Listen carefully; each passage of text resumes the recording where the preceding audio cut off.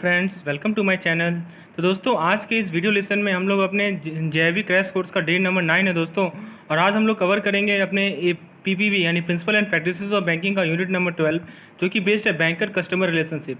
बहुत ही important topic है दोस्तों। यदि इस टॉपिक का वेटेज की बात करें तो लगभग 5 से 6 क्वेश्चन आप एक्सेप्ट कर सकते हैं दोस्तों। इस पर्टिकुलर टॉपिक से पूछे जाएंगे, ठीक है दोस्तों। तो दोस्तों, आप लोगों को इस टॉपिक में कुछ केस स्टडी पूछे जा सकते हैं, जो कि आज हम लोग डिस्कस करेंगे।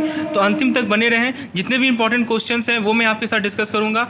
जो कुछ ट्रिक्स भी आपको बताऊंगा, जिससे आप लोग चीज़ें को आसानी से याद रख सकेंगे। ये ट्रिक्स मैंने अपने प्रिपरेशन के दौरान बनाया था, जो कि आप लोगों के साथ मैं शेयर करूंगा। तो दोस्तों, अंतिम तक बने रहें। लेसन पसंद आए तो लाइक जरूर करें, चैनल को सब्सक्राइब करें और इसे शेयर करें। चलिए, सबसे पहले हम लोग टॉपिक्स को देखते हैं। क्या क्या टॉपिक्स हमारे आईएबीएफ ने हमें इस चैप्टर में पढ़ने को बोला है। सबसे पहले हमें टाइप्स देखना है। उसके बाद हम लोग डिफरेंट डिपॉजिट प्रोडक्ट और डिफरेंट सर्विस प्रोडक्ट को देखेंगे।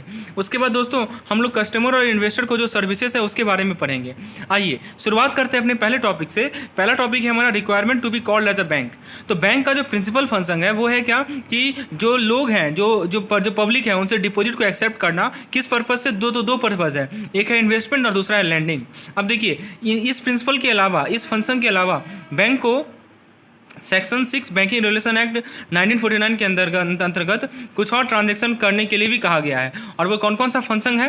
वो है discounting of bill, collection of cheque, remittance, safe custody of article, hiring safe deposit locker, conducting foreign exchange transaction, conducting government transaction, issuing letter of credit and guarantees. तो ये सब कुछ और functions हैं जो कि सेक्शन 6 बैंकिंग रेगुलेशन एक्ट 1949 के अंतर्गत कवर है दोस्तों। आइए सबसे पहला क्वेश्चन देखते हैं। Principal function of banks are accepting deposit, lending and investing, non fund business and remittance services, all of the above, only A and B. तो दोस्तों, बैंक का जो प्रिंसिपल फंक्शन है वो है ऑल ऑफ द अबव, यानी deposit भी accept होगा, लैंडिंग इन्वेस्टिंग भी होगा, नॉन फंड बिजनेस और रेमिटेंस सर्विस भी होगा, जैसा कि हम ऊपर देख सकते हैं।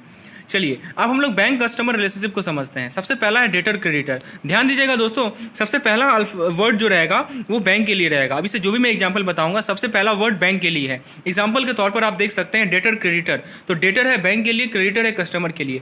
अब मैं आपको एक एग्जाम्पल से समझाता हूं कि ये केस कब एराइज होता है। तो देखिए दोस्तों, मान लीजिए आप बैंक है और आप बैंक में पैसा जमा कर रहे हैं। तो उस केस में आप क्या है दोस्तों? उस केस में आप क्रेडिटर हैं और बैंक क्या है? बैंक डेटर है। क्यों? क्योंकि देखिए, क्रेडिटर होता है जो उधार देता है और डेटर होता है जो उधार लेता है। तो इस केस में दोस्तों, आप पैसा जमा कर रहे हैं ना, इसीलिए आप क्या होंगे दोस्तों? आप होंगे क्रेडिटर और बैंक क्या होगा? बैंक होगा डेटर। चीजें क्लियर है? आइए दूसरा केस देखते हैं हम लोग, क्रेडिटर डेटर। तो चूंकि मैंने क्या बताया, जो पहला वर्ड है वो बैंक के लिए है, तो इस केस में बैंक क्रेडिटर होगा और आप डेटर होंगे। आप सोचिए कोई ऐसा केस, मैं बताता हूं।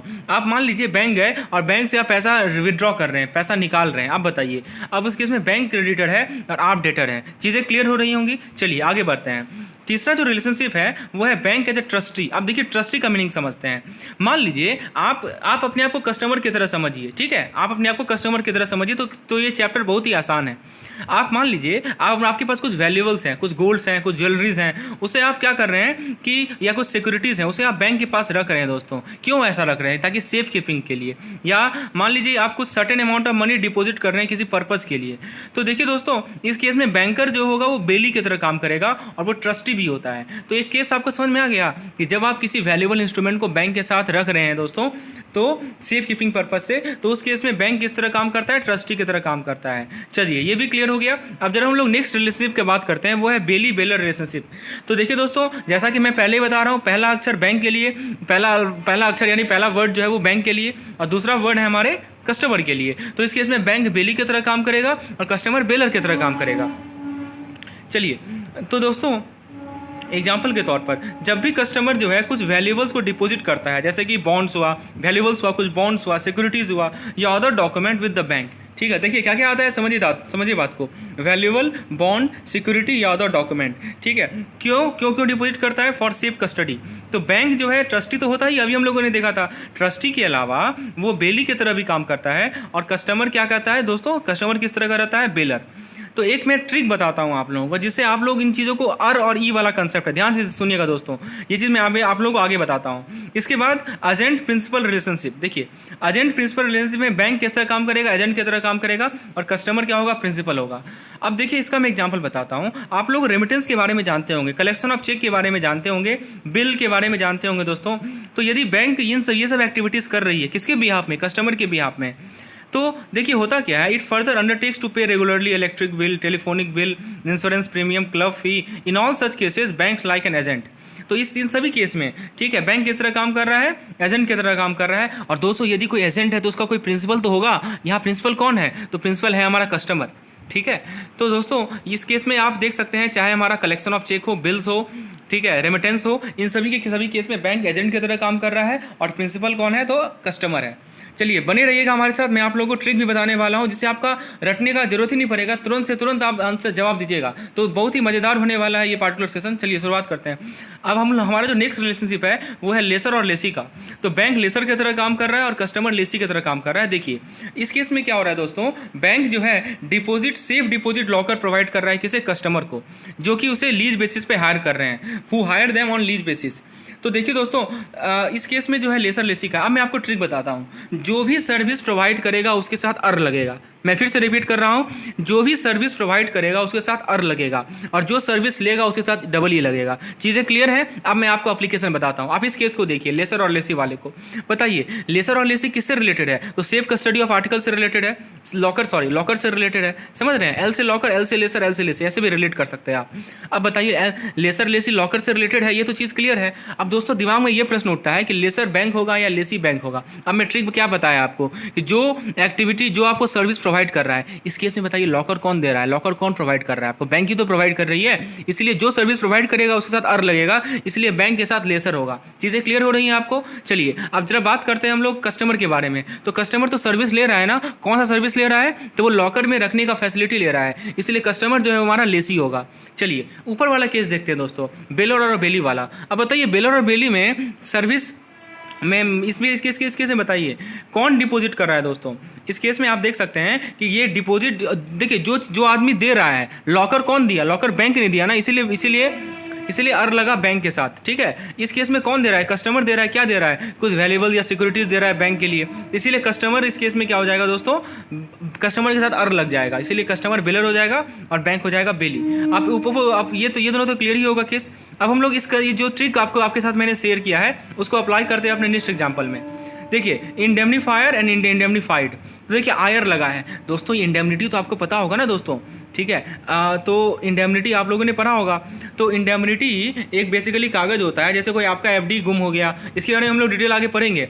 यदि मान लीजिए कि एफडी गुम हो गया, एफडी आप लोग का खो गया, तो आप लोग क्या करते हैं, बैंक क्या बोलती है कि आप एक इंडेमनिटी लेटर लाइए मुझे, है ना। तो इस केस में बताइए, तो यहाँ पे इंडेमनीफायर, आखिर वो लेटर दे कौन रहा है, वो लेटर किससे लिया जा रहा है, तो कस्टमर से लिया जा रहा है ना। तो जिसने एफडी को खोया है, इसीलिए कस्टमर हमारा इंडेमनीफायर होगा और बैंक होगा इंडेमनीफाइड, ठीक है। चलिए अब देखिए क्वेश्चन आपके सामने, जब कोई एफडी लॉस्ट कर देता है कोई कस्टमर, तो कौन सा डॉक्यूमेंट एग्जीक्यूट किया जाता है, तो अभी मैंने बताया इंडेमनिटी बॉन्ड एग्जीक्यूट किया जाता है, यानी ऑप्शन डी करेक्ट है। चलिए आगे बढ़ते हैं। और देखिए अभी मैंने बताया कि इस इंडेमनिटी वाले केस में इंडेमनीफायर कौन है, कस्टमर इंडेमनीफायर है। तो अर्र किसके साथ लगता है, मैं फिर से बता रहा हूं, अर्र उसके साथ लगता है जो वो चीज प्रोवाइड कर रहा है, ठीक है। तो इस केस में इंडेमनिटी कौन प्रोवाइड कर रहा है, कस्टमर प्रोवाइड कर रहा है, किसे, बैंक को। उसमें ये लिखा रहता है कि यदि आगे जाके कुछ भी इसमें आगे जाके मान लीजिए कुछ भी फॉल्ट हुआ तो मैं जिम्मेवार हूं, कस्टमर जिम्मेवार है, बैंक जिम्मेवार नहीं होगा, इसलिए इस केस में कस्टमर हमारा इंडेमनीफायर है। तो दोस्तों अभी तक जो भी चीज़ हम लोगों ने डिस्कस किया उसको मैं टेबलर फॉर्मेट में आपके लिए लाया हूं, और इस टेबल को मैं याद करने का भी तरीका आपको समझा देता हूं। सबसे पहले डिपॉजिट इन बैंक, समझिए बात को, डिपॉजिट इन बैंक ये तो आपको क्लियर ही हो गया होगा कि जब आप पैसा जमा करते हैं बैंक में तो आप क्या होते हैं, आप क्रेडिटर होते हैं, यानी कस्टमर क्रेडिटर है और बैंक डेटर है। लोन फ्रॉम बैंक, जब आप लोन लेते हैं बैंक से तो बैंक आपको पैसा दे रही है, तो दोस्तों बैंक उस केस में क्रेडिटर होगी और आप पैसा ले रहे हैं तो आप उस केस में डेटर होंगे। अब तीसरा है हमारा सेफ कस्टडी।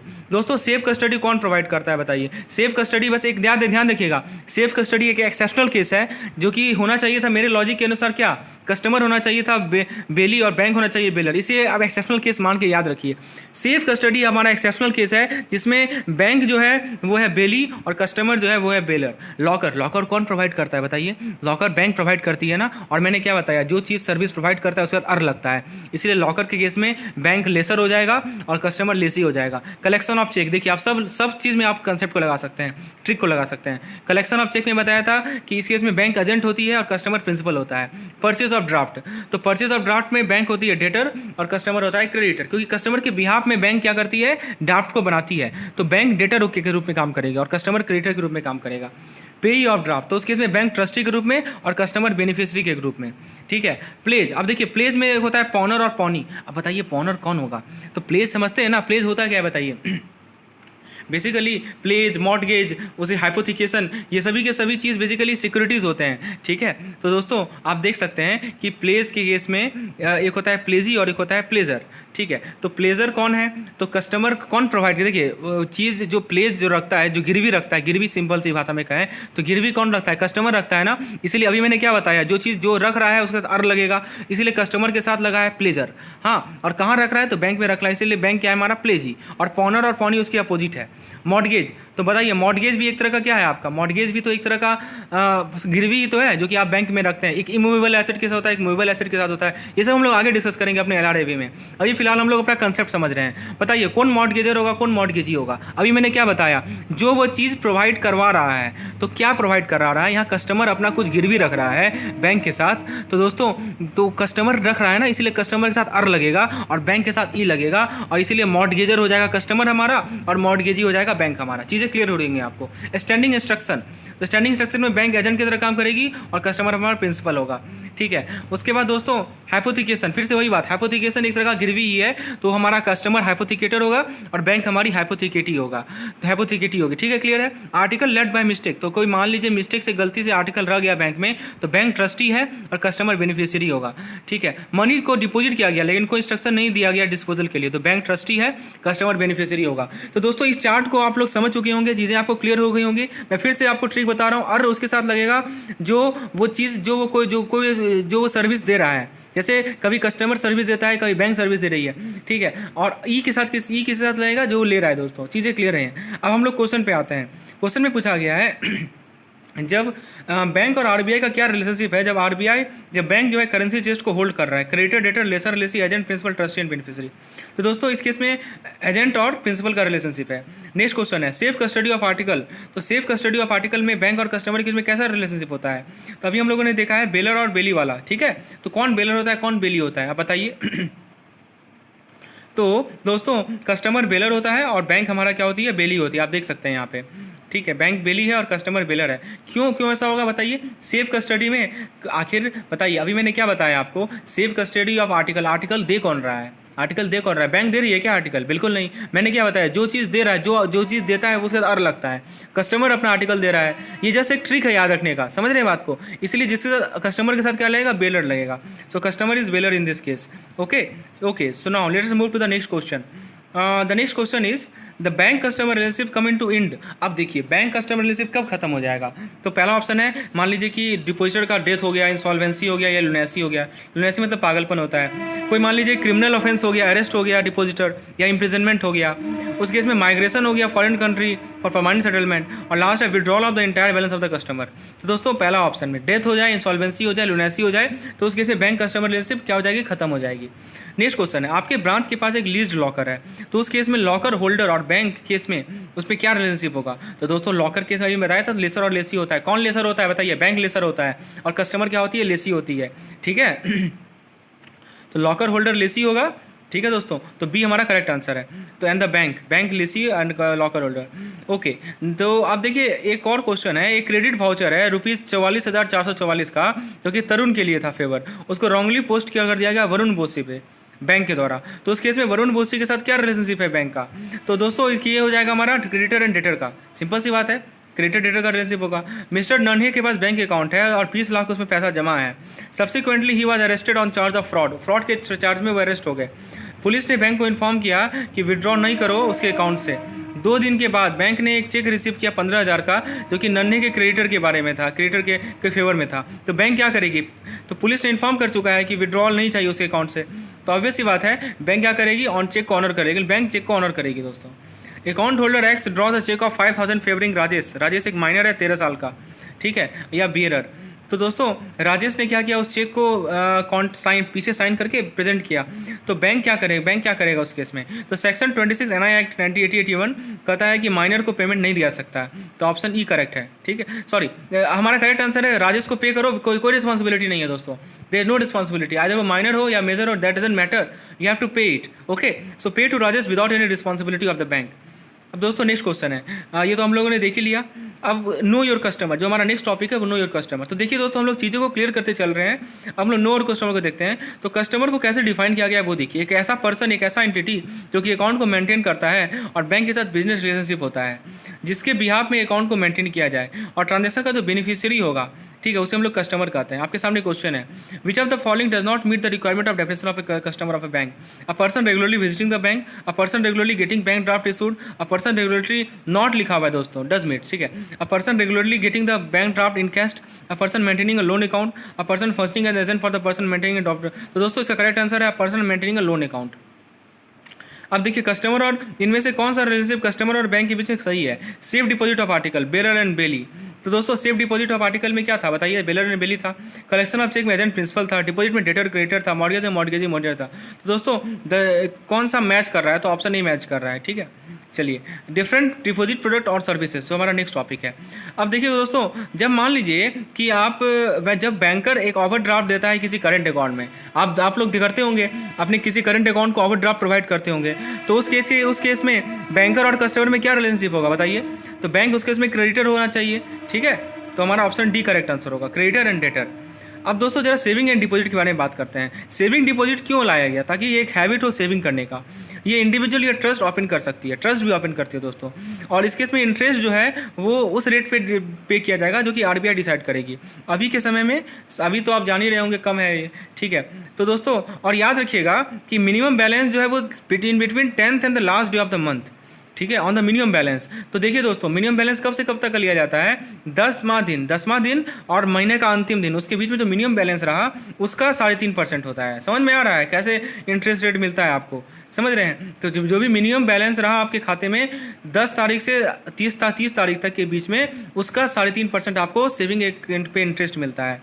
क्वेश्चन है, इन सेविंग अकाउंट डिपॉजिट, देखिए ये सब चीज़ें बुक में दी गई हैं, तो हम लोग को अंदर जाके पढ़ना है। इस पार्टिकुलर PDF का ये फायदा है कि आपको जो चीज़ काम का चीज़ है वो मैं आपके सामने MCQs के फॉर्म में, कंसेप्ट के फॉर्म में ला रहा हूँ। क्वेश्चन है, in saving account deposit interest is paid on dash balance in the account between 10 to last day. तो दोस्तों ये इसका करेक्ट आंसर होगा minimum, option D is the correct answer. आगे बढ़ने से पहले मैं आप लोगों को JIB 2021 के क्रैश कोर्स के बारे में बता दूं। तो बेसिकली 2 प्लान है, प्लान ए प्लान बी। आप लोगों को इन दोनों प्लान में थ्योरी का जो भी थ्योरीज है उनका प्लस MCQs मिल जाएंगे और प्लस क्विज मिल जाएंगे, जो कि आप लोगों को अपने आपके ईमेल पे प्रोवाइड किया जाएगा। और फ्रेंड्स 2 प्लान है, अकॉर्डिंग आपको जो भी सुटेबल लगे उसको आप चूज कर सकते हैं। और यदि इंटरेस्टेड है तो नीचे WhatsApp नंबर है जिससे मुझे कॉन्टैक्ट कर सकते हैं दोस्तों।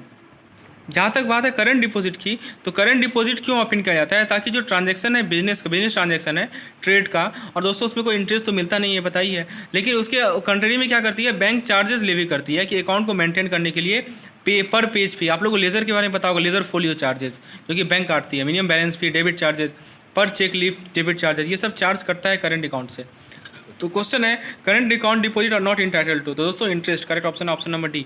Service to customer and investor, तो merchant banking definition, merchant banking क्या होता है? बैंकर कौन होते हैं? फाइनेंशियल इंटरमीडिएटरी होते हैं। वो इंटरमीडिएटरी की तरह काम करते हैं, transfer of capital from those who own it. तो देखिए यहाँ पे क्या हो रहा है कि कैपिटल का ट्रांसफर हो रहा है, किससे हो रहा है? तो इन्वेस्टर से हो रहा है। किससे हो रहा है? तो कॉर्पोरेट को हो रहा है। तो ऑन खरीद कौन रहा है? किसके पास है वो कैपिटल? वो है कैपिटल इन्वेस्टर के पास या बॉन्ड सब्सक्राइबर के पास। और दोस्तों किसके वो दिया जा रहा है? तो कॉर्पोरेट को दिया जा रहा है। सिंपल सी बात है दोस्तों, एक तरह का इंटरमीडिएटरी का काम कर रहा है और कैपिटल का ट्रांसफर हो रहा है इसके इसमें। एक तरफ समझिए इन्वेस्टर है, एक तरफ हमारे कॉर्पोरेट और गवर्नमेंट है, तो उसके बीच में फंड ट्रांसफर का काम मर्चेंट बैंकर का काम है। क्वेश्चन आपके सामने, merchant banker are financial broker, credit appraiser, all the above. तो दोस्तों करेक्ट आंसर इसका ऑप्शन बी तो है ही नहीं इसमें। चलिए नेक्स्ट क्वेश्चन देखते हैं, उस क्वेश्चन को आप ओमिट कर दीजिए। Merchant vector activities related to equity and equity related finance, ठीक है दोस्तों। उसके बाद गलती से यहाँ पे एक है नॉन फंड बिजनेस। तो दोस्तों मर्चेंट बैंकर एक्टिविटीज जो है वो equity and equity related finance से रिलेटेड है।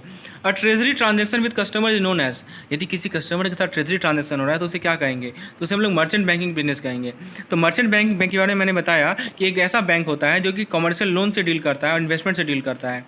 तो आज के दिनों में ये एक इसका नैरो मीनिंग हो चुका है, ठीक है, क्योंकि ऐसा इसलिए क्योंकि इस केस में कैपिटल को शेयर हो रहा है लोन की जगह। लीज फाइनेंसिंग का मतलब क्या होता है, leasing out the capital purchase of asset to another company against monthly rent for asset consumption और यूज। देखिए कोई भी एसेट कंज्यूम हो रहा है या कोई भी एसेट यूज हो रहा है, उसका अपना मंथली रेंट है, उसके अगेंस्ट यदि आप लीज कर रहे हैं, किसे लीज कर रहे हैं, तो कैपिटल परचेज ऑफ एसेट को लीज कर रहे हैं, तो इस मैकेनिज्म को हम लोग लीज फाइनेंसिंग कहते हैं।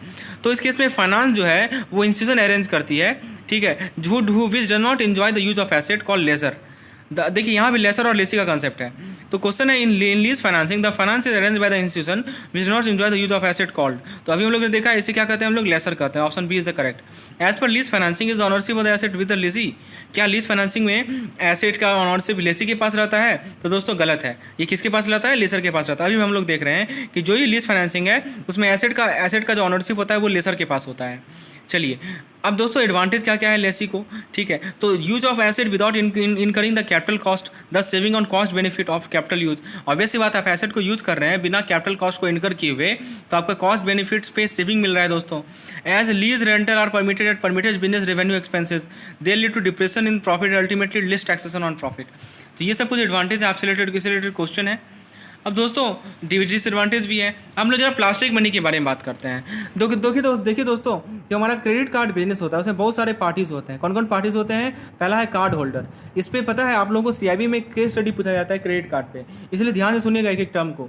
कार्ड होल्डर कौन होते हैं, जिसके नाम पे कार्ड बना है, इशू किया गया, वो कार्ड होल्डर है। कार्ड इशूइंग बैंक कौन है, तो जो बैंक आइडेंटिफाई करती है कस्टमर को और कार्ड को जो बैंक इशू करती है उसे हम लोग कहते हैं कार्ड इशूइंग बैंक। ये जो बैंक है वो बिल रेज करेगी as per agreed billing schedule. Merchant कौन होता है, the person who has accepted payment through the credit card. जिस पर्सन ने क्रेडिट कार्ड के थ्रू पेमेंट को एक्सेप्ट किया है वो होती है हमारी मर्चेंट। मर्चेंट बैंक कौन होती है, once the card is swiped. आप मान लीजिए किसी शॉप में गए, आपने कार्ड को स्वाइप कर लिया, तो मर्चेंट जो है अपने बैंक से पैसा क्रेडिट करती है। हाँ, तो द बैंक विच रियम्बर्सेस द, जो बैंक मर्चेंट को रियम्बर्स करता है उसे कहते हैं मर्चेंट बैंक। समझिए, आपका अपना बैंक है और एक मर्चेंट का बैंक है, दोनों अलग अलग होगा। तो आपका बैंक का नाम है कार्ड इशूइंग बैंक और मर्चेंट का बैंक का नाम है मर्चेंट बैंक या एक्वायरिंग बैंक। और लास्ट है हमारा कलेक्टिंग बैंक। कलेक्टिंग बैंक क्या होगा कि merchant bank will claim the payment. अब मर्चेंट बैंक पैसा किससे लेगा, तो कार्ड इशूइंग बैंक से तो पैसा लेगा, तो इसे हम लोग कलेक्टिंग बैंक कहते हैं। तो वीजा और मास्टर कार्ड कंपनी जो है क्रेडिट कार्ड बिजनेस कॉर्पोरेशन को रन करती है। क्वेश्चन आपके सामने, the bank which pays the merchant for the transaction is known as. तो जो बैंक मर्चेंट को ट्रांजेक्शन के लिए पे करती है उसे क्या कहते हैं, तो उसे हम लोग क्या कहते हैं बताइए, उसे हम लोग कहते हैं एक्वायरिंग बैंक। अभी हम लोगों ने देखा है एक्वायरिंग बैंक यानी कि या मर्चेंट बैंक भी कहा जाता है, तो वो मर्चेंट को पेमेंट देती है। अब देखिए आपके सामने एक केस स्टडी है कि हुआ ऐसा कि बिजनेस आवर 1:30 बजे खत्म हो गया और अकाउंट होल्डर जो है पेमेंट के लिए गया, ठीक है। The account holder himself avail payment at 4:15 PM, ठीक है। तो देखिए दोस्तों 4:15 में पेमेंट लिया। Income tax attachment is order receive by bank. Bank क्या की, बैंक को क्या मिला, एक इनकम टैक्स का अटैचमेंट मिला। What will be the liability of paying bank, तो पेइंग बैंक का क्या लायबिलिटी होगा, तो पेमेंट जो है वो ड्यू कोर्स में नहीं कहलाएगा। क्यों, क्योंकि वो रीजनेबल टाइम के बाद पे किया गया है, मतलब 1.5 घंटा बाद में। समझ रहे हैं बात को, तो इसी कारण जो है ये आपका ड्यू कोर्स में नहीं होगा और बैंक फुल्ली लायबल होगा। तो ये ड्यू कोर्स का एग्जांपल नहीं है। तो दोस्तों ये था हमारा आज का लेसन, इसमें हम लोगों ने यूनिट 12 को अच्छे तरीके से डिस्कस किया। यदि चीज़ें आपको क्लियर हुई होंगी तो लाइक जरूर कीजिएगा, चैनल को सब्सक्राइब कीजिए और इसे शेयर कीजिए। धन्यवाद।